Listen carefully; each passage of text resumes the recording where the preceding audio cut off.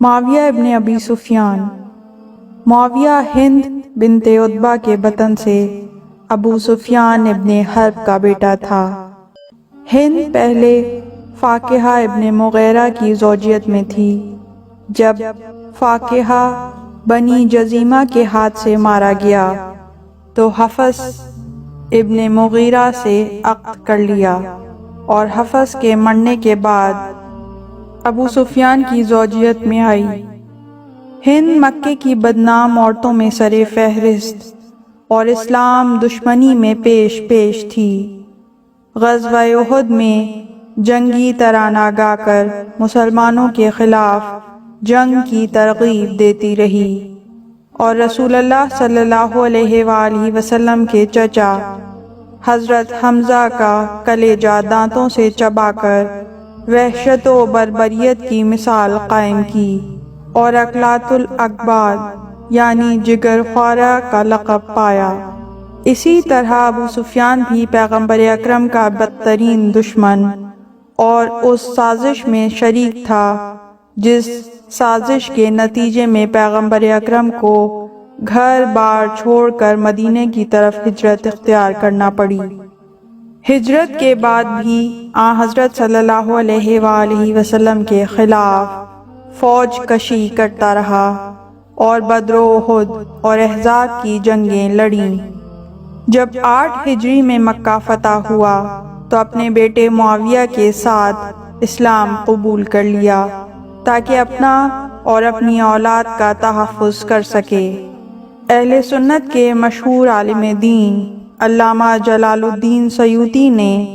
اپنی تحریر تاریخ الخلفاء میں تحریر کیا ہے کہ معاویہ اپنے باپ اور ابو سفیان کے ساتھ فتح مکہ کے دن اسلام لایا اور غزوہ حنین میں شریک ہوا، اور اس کا شمار مؤلفۃ القلوب میں ہوتا ہے۔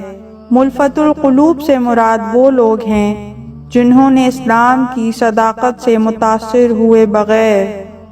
اسلامی سطوت سے مرعوب ہو کر یا جان کے ڈر سے اسلام کی آڑ لے لی تھی، اور جس طرح ہر مفتوح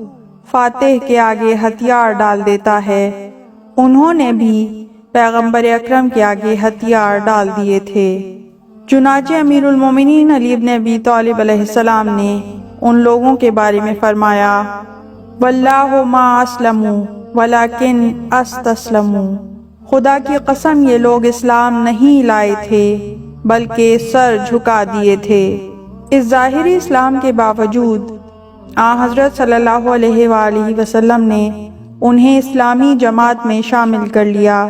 تاکہ رفتہ رفتہ اسلام سے متاثر اور اس کی تعلیمات و معارف سے آگاہ ہو سکیں، بلکہ ان کی دلجوئی کے لیے عام مسلمانوں سے زیادہ ان کے ساتھ مراد برتے۔ چنانچہ غزوہ حنین کے مال غنیمت میں سے عام مسلمانوں سے زیادہ انہیں دیا، اور ابو سفیان اور اس کے دونوں بیٹوں کو مؤلفۃ القلوب والا حصہ یعنی 100 اونٹ دیے، جبکہ عام مسلمانوں کو 4 اونٹ دیے گئے تھے۔ حالانکہ ابو سفیان مسلمانوں کی وقتی ہزیمت پر بغلیں بجاتا تھا اور خوشی سے پھولا نہ سماتا تھا۔ شام پر معاویہ کے تسلط و اقتدار کی صورت یوں پیدا ہوئی کہ جب مسلمانوں کے پہلے خلیفہ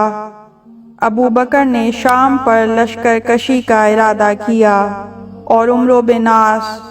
شرجیل ابن حسنہ، ابو عبیدہ جرح اور یزید ابن ابی سفیان کی زیر کمان 4 لشکر ترتیب دیے، اور ان سرداران لشکر سے یہ معاہدہ کیا کہ فتح کے بعد ابو عبیدہ حمص پر، شرجیل ابن حسنہ اردن پر، عمرو ابن عاص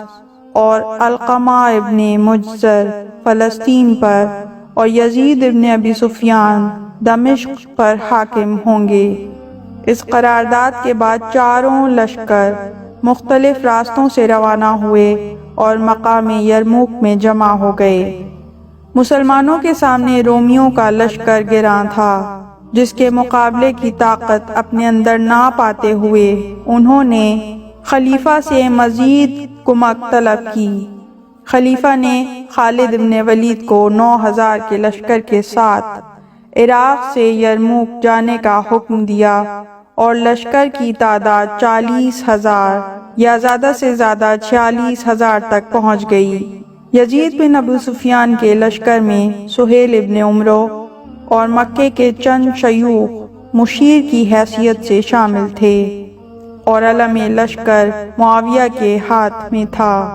اس جنگ کے دوران 21 جمادی الثانی 13 ہجری کو ابو بکر وفات پا گئے اور حکومت عمر ابن خطاب کی طرف منتقل ہو گئی۔ ان کے دور میں ماہ رجب 14 ہجری کو 6 ماہ کے محاصرے کے بعد دمشق فتح ہو گیا اور یزید ابن ابی سفیان دمشق کا حاکم قرار پایا۔ 18 ہجری میں یزید ابن ابی سفیان مرض طاعون میں مبتلا ہو کر انتقال کر گیا اور عمر ابن خطاب نے اس کی جگہ اس کے بھائی معاویہ ابن ابی سفیان کو، جو دمشق میں موجود تھا، امیر مقرر کر دیا۔ عمر ابن خطاب کے انتقال کے بعد 23 ہجری میں جب عثمان بن عفان برسر اقتدار آئے، انہوں نے دمشق کے علاوہ اردن، فلسطین، لبنان، حمص اور دیگر علاقے بھی ان کے حوالے کر دیے، اور جس اقتدار کی داغ بیل ابو بکر نے ڈالی تھی، عمر ابن خطاب نے اسے عملی صورت دی اور عثمان بن عفان نے اسے تکمیل تک پہنچایا۔ یہ امر انتہائی تعجب خیز ہے کہ وہ اکابر صحابہ جن کی اہلیت، مسلم اور اسلامی خدمات ناقابل انکار ہیں، وہ نظر انداز کر دیے جاتے ہیں، اور ان لوگوں کو جو اسلام کے دشمن،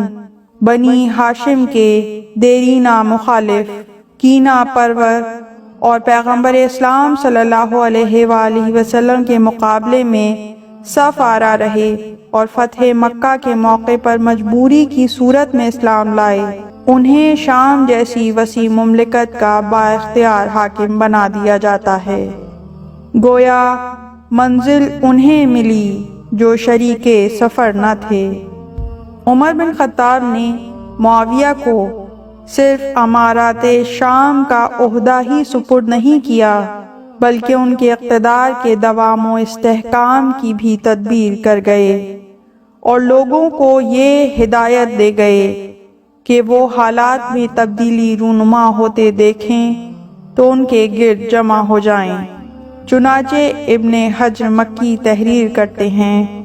کہ حضرت عمر لوگوں کو معاویہ کی پیروی پر ابھارتے اور انہیں آمادہ کرتے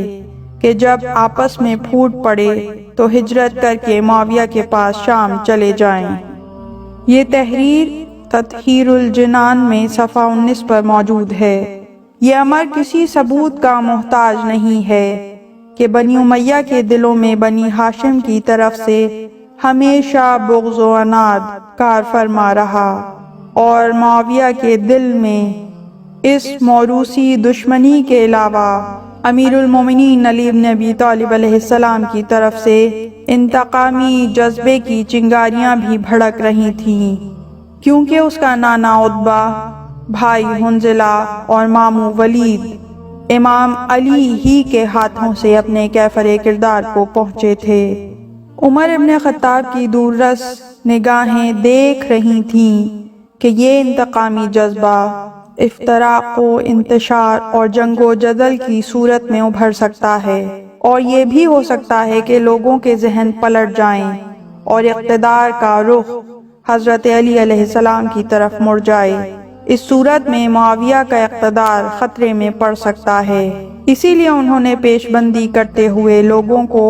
معاویہ کے اتباع اور شام کی طرف ہجرت کر جانے کی ہدایت کی، تاکہ عوامی طاقت ان کی پشت پر رہے۔ چنانچہ ایسا ہی ہوا، اور امیر المومنین کے برسر اقتدار آتے ہی لوگ جوق در جوق شام کی جانب چل دیے، اور معاویہ کے اشارے چشم و ابرو پر چلتے پھرتے نظر آنے لگے۔ اگر یہ افتراق عمر ابن خطاب کے پیش نظر نہ تھا تو اور کون سی افتراق و انتشار کی صورت انہیں نظر آ رہی تھی کہ جس کی بنا پر حق کے اتباع کے بجائے معاویہ کے اتباع کا اور دارالہجرت مدینے کی مرکزیت کو مضبوط کرنے کے بجائے شام کو دارالہجرت قرار دینے کا حکم دیا۔ عمر ابن خطاب سے یہ امر مخفی نہ تھا کہ معاویہ جس طرز زندگی کو اختیار کیے ہوئے ہے وہ قیصر و کسریٰ کا طرز زندگی ہے جسے اسلام اور اسلام کے سادہ طرز معاشرت سے دور کا لگاؤ بھی نہیں ہے۔ چنانچہ ایک مرتبہ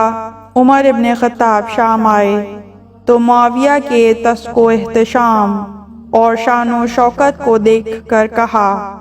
تم تو عرب کے کسریٰ ہو اور میں نے سنا ہے کہ حاجت مند تمہارے دروازے پر کھڑے رہتے ہیں اور تم گھر میں پڑے رہتے ہو۔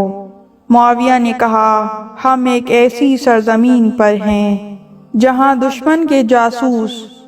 ہماری ایک ایک بات پر نظر رکھتے ہیں اور اپنے مرکز کو معلومات بہم پہنچاتے ہیں۔ ہم چاہتے ہیں کہ صفت و شکوہ کا مظاہرہ کر کے ان پر اپنا رعب و دبدبہ قائم رکھیں۔ عمر ابن خطاب نے یہ جواب سنا تو کہا کہ یہ ایک زیرک آدمی کی سخن درازی ہے۔ تاریخ طبری میں علامہ طبری نے لکھا ہے کہ عمر ابن خطاب کہا کرتے تھے، تم کسریٰ و قیصر اور ان کی چال بازیوں کے تذکرے کرتے ہو، حالانکہ معاویہ تمہارے درمیان موجود ہے۔ ایک مرتبہ عمرو بن عاص مصریوں کے ایک وفد کے ہمراہ دمشق آیا اور چونکہ اس وقت وہ معاویہ کے خلاف تھا تو اس نے چاہا کہ وفد کی نظروں میں معاویہ کی اہمیت گرائے اور اس کے کبر و غرور کو ٹھیس لگائے۔ عمرو نے اپنے ساتھیوں سے کہا کہ جب تم معاویہ کے ہاں جانا تو اسے خلیفہ کہہ کر سلام کرنے کے بجائے عام طریقے سے سلام کرنا اور گفتگو میں ایسا انداز اختیار کرنا کہ گویا تم ایک عام آدمی سے مخاطب ہو اور ان کے دبدبہ شاہی سے قطعاً مروب نہیں ہونا۔ اس طرح تمہارا وقار بڑھے گا اور قدر و منزلت زیادہ ہوگی۔ معاویہ نے پہلے ہی سے تاڑ لیا تھا کہ عمرو مصریوں کی نظر میں انہیں غیر اہم ثابت کرنا چاہتا ہے۔ انہوں نے دربانوں کو بلا کر کہا کہ جب مصری وفد بازیابی کے لیے آئے تو انہیں اس طرح جھنجھوڑنا کہ ان کے سارے کس بل نکل جائیں اور ان میں سے ہر شخص یہ سمجھنے لگے کہ اسے موت کی طرف دھکیلا جا رہا ہے۔ چنانچہ ایسا ہی ہوا، اور جب وہ دربانوں کے ہاتھوں ذلیل ہو کر بوکھلائے ہوئے معاویہ کے سامنے آئے تو ابن خیاط نامی ایک شخص آگے بڑھا اور السلام علیکہ یا رسول اللہ کہہ کر معاویہ کو سلام کیا۔ اس کے بعد جو شخص آگے بڑھتا انہی الفاظ میں سلام کرتا، اور جب دربار سے نکلے تو عمرو نے برہم ہو کر کہا، تم پر خدا کی پھٹکار، میں نے تمہیں منع کیا تھا کہ اسے خلیفہ کہہ کر بھی سلام نہ کرنا، چہ جائے کا تم نے اسے یا رسول اللہ کہہ کر سلام کیا۔ یہ امر حیرت انگیز ہے کہ معاویہ اپنے بارے میں یا رسول اللہ کے الفاظ سنتا ہے اور اس کی قوت سامع پر گرا نہیں گزرتا، حالانکہ ان الفاظ سے کسی اور کو مخاطب کیا جاتا تو اس کی روح لرز اٹھتی اور کان کے پردے پھٹ جاتے، مگر وہ چپ سادھ لیتا ہے۔ اگر اس موقع پر خاموشی میں کوئی مصلحت تھی تو بعد میں اس کی تردید کرتا، مگر وہ نہ اس کی تردید ضروری سمجھتا ہے اور نہ کہنے والے کو تنبیہ اور سرزنش کرتا ہے۔ کیا بعید ہے کہ وہ ڈرا سہما وفد انہیں رب اعلیٰ کے الفاظ سے مخاطب کرتا جب بھی وہ خاموش رہتا اور اس کی تردید غیر ضروری سمجھ کر ٹال دیتا۔ جہاں ذہن کی روش اس طرح کی ہو وہاں یہ تصور بھی نہیں کیا جا سکتا کہ اسلام کے اصول و ضوابط کا احترام یا اس کے امر و نہیں کی پابندی ضروری سمجھی جاتی ہوگی۔ چنانچہ ریشم جسے شریعت نے مردوں کے لیے حرام کیا ہے بے دریغ پہنا جاتا، سونے اور چاندی کے برتن کھنکتے، شراب کے دور چلتے اور بے جھجک جام دوسروں کے سامنے پیش کیے جاتے۔ عبداللہ ابن بریدہ کی روایت مسند احمد ابن حنبل میں موجود ہے کہ وہ کہتے ہیں کہ میں اپنے والد کے ہمراہ معاویہ کے ہاں گیا، ہمیں فرش پر بٹھایا گیا اور کھانے کے بعد ہمارے سامنے شراب پیش کی گئی۔ میرے والد نے شراب کو دیکھا تو کہا، جب سے رسول اللہ نے شراب کو حرام کیا ہے میں نے اسے منہ نہیں لگایا۔ حیرت ہے ان مسلمانوں پر کہ جو اپنی کتابوں میں ان روایات کو پڑھتے ہیں اور پھر بھی ایسے شرابی کو عشرہ مبشرہ میں سے قرار دے کر رسول اللہ پر تہمت باندھتے ہیں کہ انہوں نے اسے جنت کی بشارت دی، اور ایسے شرابی کے لیے رضی اللہ تعالیٰ عنہ کے القابات استعمال کرتے ہیں۔ دین میں معاویہ ابن ابو سفیان کی بدعتوں کا سلسلہ بھی طویل ہے۔ چنانچہ اپنے باپ کی ناجائز اولاد زیاد ابن سمیہ کو فرزند ابو سفیان قرار دے کر ارشاد نبوی رسول اللہ کی حدیث کہ بچہ شوہر کا ہوگا اور زانی کے لیے پتھر ہے کا مذاق اڑایا۔ خطبات میں امیر المومنین علی ابن ابی طالب علیہ السلام پر سب و شتم اور لعنتیں دینے کو رواج دیا۔ نماز عیدین سے قبل اذان کا اجرا کیا، خطبہ عید کو نماز پر مقدم کر دیا، کھڑے ہو کر خطبہ دینے کے بجائے بیٹھ کر خطبہ دینے کا آغاز کیا، اور اس کے بعد بنی امیہ نے اسے اپنا شعار بنا لیا۔ نماز میں بلند آواز سے بسم اللہ کا پڑھنا ترک کر دیا۔ محمد ابن عقیل نسائے کافیہ میں تحریر کرتے ہیں کہ معاویہ نے مدینے میں سب سے پہلے نماز میں بلند آواز سے بسم اللہ پڑھنے کو ترک کیا، یہاں تک کہ مہاجرین و انصار نے اس کے خلاف آواز بلند کی اور کہا کہ اے معاویہ